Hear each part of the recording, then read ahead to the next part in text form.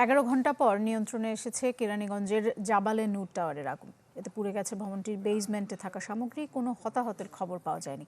স্থানীয় প্রশাসন জানিয়েছে যে বিল্ডিং কোড না মেনেই ভবনটি গড়ে তোলা হয়েছিল। ঘটনা তদন্তে গঠন করা হয়েছে 5 সদস্যের কমিটি। নতুন এবং ফিরে আসা গ্রাহকদের জন্য নগদে চলছে ক্যাশব্যাক সহ প্রতিদিন হাজারো উপহার জেতার সুযোগ। হবে আশা আর ফেরা, সারপ্রাইজ সেরা। ঢাকার কেরানীগঞ্জের আগানগর এলাকার জাবালে নূর টাওয়ার। ভোর 5:30টায় ভবনটির বেসমেন্ট থেকে আগুনের সূত্রপাত। বাইরে থেকে আগুনের কুণ্ডলী দেখা না গেলেও ধোঁয়ায় আচ্ছন্ন চারপাশ। ভবনটির নিচতলা এবং দ্বিতীয় তলায় ছিল ঝুটের গোডাউন ও কাপড়ের দোকান, আর উপরের 12 তলা পর্যন্ত আবাসিক। আগুনে বেসমেন্টে থাকা সর্বস্ব হারিয়েছেন অনেকেই, তবে কেউ কেউ চেষ্টা করেন শেষ সম্বলটুকু বাঁচানোর।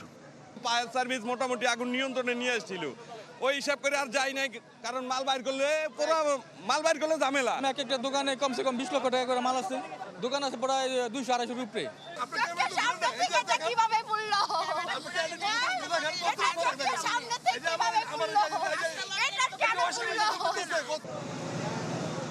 আগুন নিয়ন্ত্রণে কাজ করে ফায়ার সার্ভিসের 20টি ইউনিট।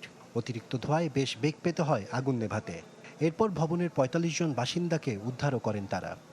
আমরা এখন পর্যন্ত কেমিক্যালের কোনো অস্তিত্ব পাইনি, বিকজ আমরা শুরুতেই অ্যাসেস করে নিয়েছি ধোঁয়াটা দেখে, এবং আমরা বুঝতে পারছি যে যেই বিস্ফোরণ শব্দ পেয়েছেন এটা বেসিক্যালি ব্যাক ড্রাফট, মানে একটা জায়গায় আগুন আটকে থাকলে অথবা ধোঁয়া আটকে থাকলে হঠাৎ করে সেটা খুললে যে শব্দটা হয়।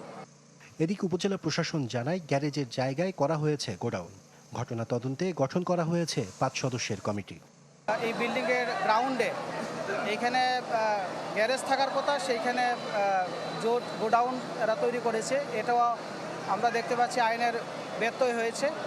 তো সব কিছু মিলিয়ে একটি তদন্ত কমিটির যে রিপোর্ট হবে, সেই রিপোর্ট অনুযায়ী অবশ্যই আমরা আইনানুগ ব্যবস্থা নিব।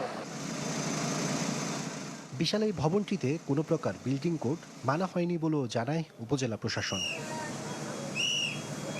আশরাফুল আলম আকাশ, চ্যানেল 24, ঢাকা।